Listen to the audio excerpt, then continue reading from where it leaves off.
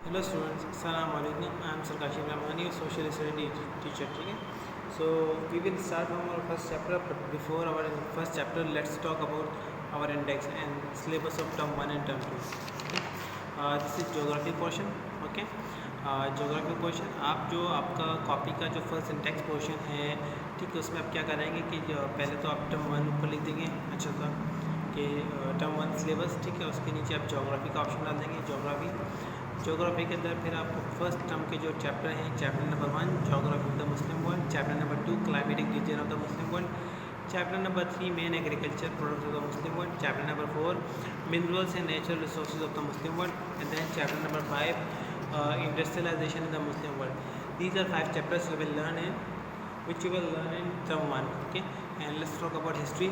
उसके बाद जब ये 5 चैप्टर्स आप नोट डाउन कर लेंगे, तो उसके नीचे एक लाइन छोड़ के 2 लाइनें छोड़ के आप हिस्ट्री की हेडिंग डालेंगे। हिस्ट्री की हेडिंग डालने के बाद फिर आप ये हिस्ट्री के जो चैप्टर्स हैं इसको नोट डाउन करेंगे। जैसे chapter number 10 early Muslims, chapter number 11 Islam in South Asia South East Asia, और chapter number 12 Muslim scientist philosophers and travellers.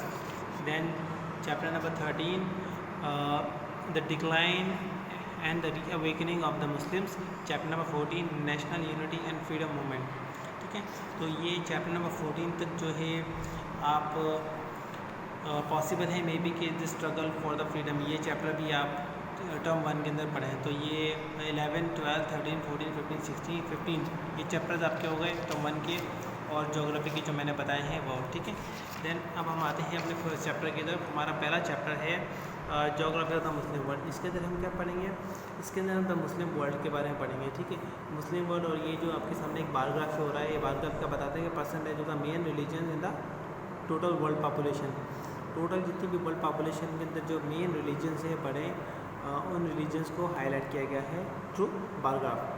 अच्छा, अब हम आते हैं अपने पहले चैप्टर पहले हमारा जो पैराग्राफ है उसकी तरफ। तो उसमें बता रहा है द मुस्लिम वर्ल्ड के बारे में। Islam is the second largest religion and the fastest growing one in the world. कि इस्लाम जो है दुनिया का दूसरा सबसे बड़ा मज़हब है। यहाँ पे देखें, बुद्धिस्ट 6% है, हिंदू 14% है, टोटल वर्ल्ड पॉपुलेशन के अंदर मुस्लिम्स 21% है, एंड क्रिश्चियंस 33%। ठीक है, तो क्रिश्चियंस के बाद जो टॉप सेकंड नंबर पर है वो है मुस्लिम्स। ठीक है, और ये जो आपको 26% शो हो रहा है ये अदर्स है, यानी कि इसके अंदर बाकी जितने भी रिलीजन हैं, इनके अलावा जितने भी रिलीजन हैं दुनिया के अंदर वो सारे इसके अंदर आते हैं। ठीक है, इसलिए टोटल 26% आपको दिखाया जा रहा है।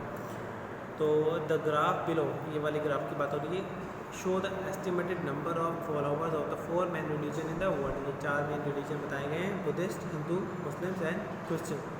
तो पहले पे टोटल जिसमें सबसे ज़्यादा पॉपुलेशन की क्रिश्चियंस की, फिर मुस्लिम्स की, फिर हिंदूज़ के, उसके बाद बुद्धिस्ट के, फिर ये अदर्स में सारे आ जाते हैं। For this book we will take the Muslim world to mean those countries whose government have declared that they are Islamic state, for example Iran, Saudi Arabia, and those countries where the majority of the population is Muslim।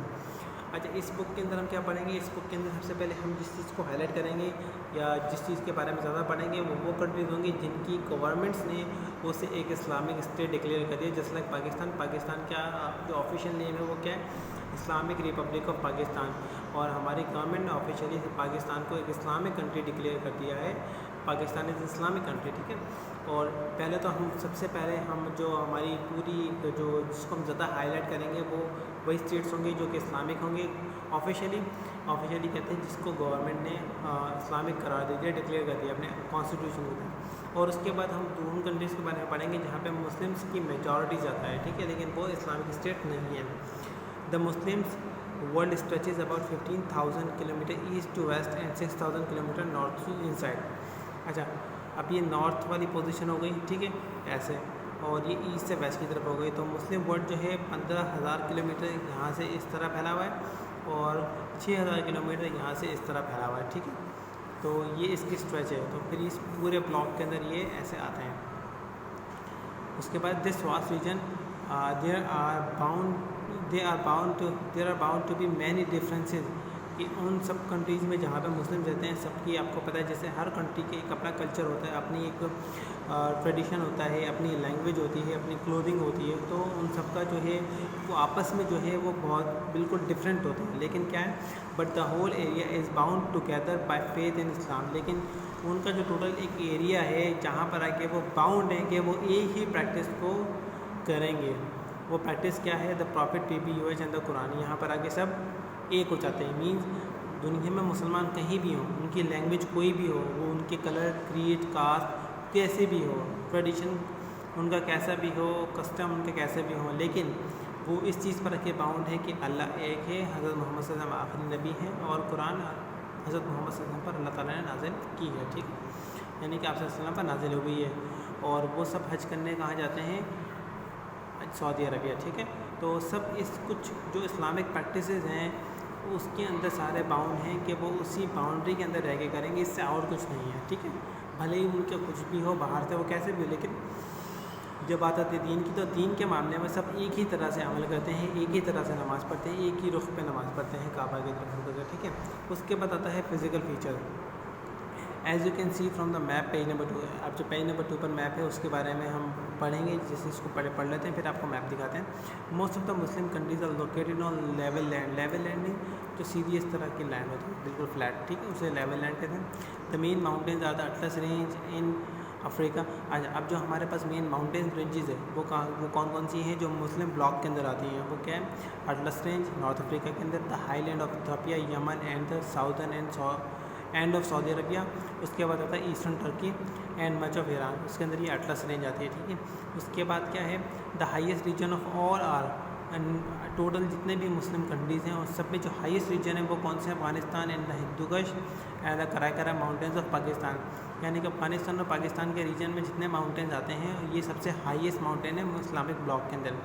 However few people live in these mountainous region. लेकिन क्या है कि कुछ लोग ही यहाँ पर रहते हैं। अच्छा, यहाँ पर कुछ लोग रहने की क्या वजह है कि यहाँ पर आबादी ज़्यादा क्यों नहीं, बिकॉज ये रिमोट एरियाज़ होता है। रिमोट एरियाज़ बहुत है जहाँ पर फैसिलिटी की एक्सेस बहुत कम होती है, कि फैसिलिटी वक्त पर बर वक्त वहाँ पर पहुँच ही नहीं सकती, इसलिए उनको रिमोट एरियाज़ कहते हैं। ठीक है, अच्छा, the next map show that much of the Muslim world except for Malaysia, Indonesia and some parts of Africa has very little natural vegetation.